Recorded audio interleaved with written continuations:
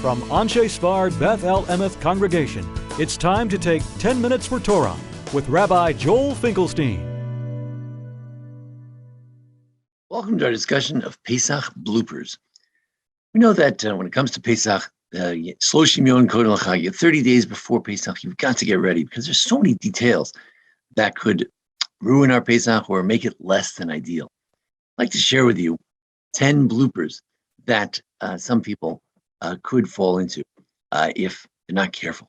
Number one, Erev Pesach. We want to make sure in Erev Pesach that we don't eat too much because we want to have a te'avon, we want to have a flavor, we want to have a desire and a taste for all the matzah that we eat that evening.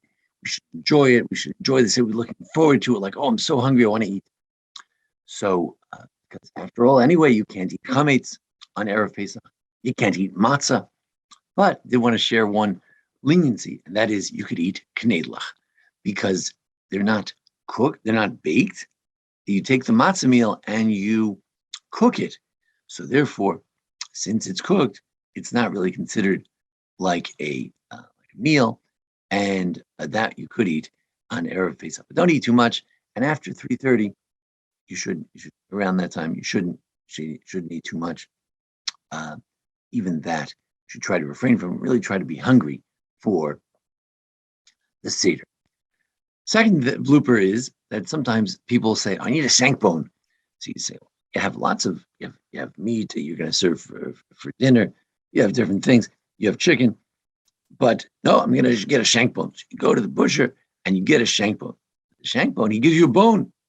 That's very symbolic of the hand of God, so to speak. But it's supposed to be two tafshilin. It's supposed to be two cooked items. It has to be a food. It can't just be a bone. It has to have some meat on it as well. If you have a shank bone without meat, better to just use any kind of meat instead. The charoset. Noticed recently that some makers of charoset will sometimes put in large chunks of apples, nuts, and it's supposed to be more blended. It's supposed to be more of a mortar, sort of cement kind of a feeling, and it should not have chunks in it. Number 4, sometimes we don't eat enough matzah. There are different opinions exactly how much, but let's say about a half of a hand shmura has to be eaten those 3 times. So you have to eat a lot of prunes to keep up with it. Number 5, when we make a bracha on a cup of a mitzvah, 4 cups, we should hold the cup. We should also lift the cup. Sometimes during the Hallel, if we can hold the cup during the whole Hallel, say the Hallel over that cup, that's beautiful. At least the bracha b'asher galanu at the end of the Haggadah, to hold the cup, and that holding the cup means to lift it above the table, 1 tefach, 1 handbreadth above the table. It's a little hard. It's hard to hold it up, but that's the best way to do it. To hold the cup during Kiddush, during all these different occasions, hold it up. During the Hallel, hold it up. Number 6, leaning. A lot of people mess up on the leaning. Women are lenient about not leaning altogether. That's fine. That's the rabbi. But for men, we should lean. So how do you lean? Usually you put a chair next to your chair and you lean on it. If you don't have enough room for that at your Seder table, you could lean on the lap of the person next to you. You do need to lean to the left.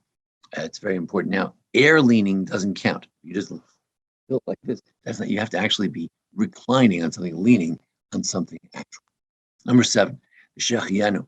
For women, the shechianu does not need to be recited. Again, you already said it when you light the candles, if you're a woman who lights candles. But you don't need to recite it again. That would be two brachos for shechianu. It's not necessary, and it's a bracha l'batal. It's an unnecessary bracha. However, as to whether you could answer amen to the shechianu of the husband, so Rabbi Kamenetsky thinks it's okay. You can answer amen to the bracha of the husband if the husband's leading the kiddush. If that's how your custom. You could answer amen. It's okay. There were those who suggested the woman should answer amen to the nair, to the candle, because it's not a time-related mitzvah, and that she shouldn't answer amen shechianu. But Rabbi Kamenetsky is lenient about it in both cases. Number 8.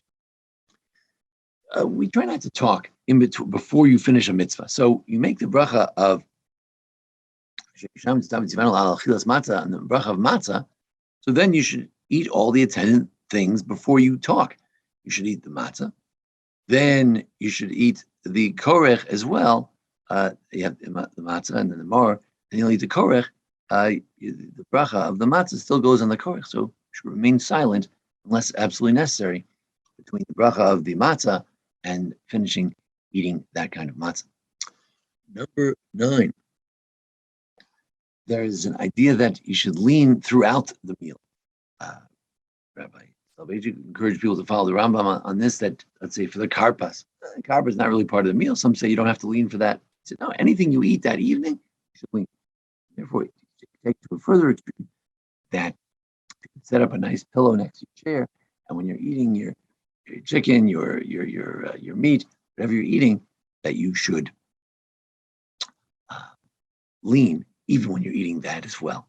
So it's like, when you these days you wear your mask when you're chewing. Maybe when you're chewing, you can lean as well.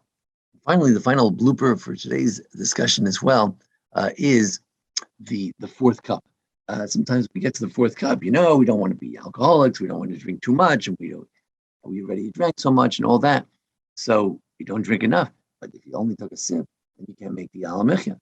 And you want to do that. In general, you can't just take a sip from your cup. It has to be either rov reviz, either, let's say, 3.3 ounces. So that would be about 1.8 ounces. You have to drink most of the measure of what a minimum cup would be, or most of the cup that you're drinking.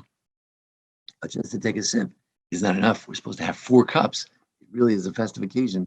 Now, if you have grape juice, for those who have trouble drinking wine, grape juice, you can dilute it with grape juice. But we should try to have 4 cups. So these are some of the bloopers that we make. There are many more mistakes that we can make if we don't learn the halachos. 30 days before Pesach, you have to get familiar with all the laws of Pesach. Take out a Gada that has various laws. Look at the OU book, the CRC book. They're all found online as well, and see what the details are. Because if not, it's hard to have a chag kosher or sameach. You can have a chag sameach. You can have a happy holiday. Maybe it won't be kosher. Won't be fulfilling all the mitzvahs according to all the rabbis. And certainly, we want to do kihil chaso. We say at the end, chasal seder pesach kihil chaso. We finish the seder like the halacha. So make sure you get all these halachos correctly. Hopefully, there won't be any bloopers. Thank you for joining us here at the Untitled Beth Lemeth congregation for a discussion of Pesach. Join us each week for a discussion of the holidays and how-to videos as well. Thank you very much, and have a chag kosher v'sameach. This has been 10 Minutes for Torah with Rabbi Joel Finkelstein. To learn more, visit asb.org.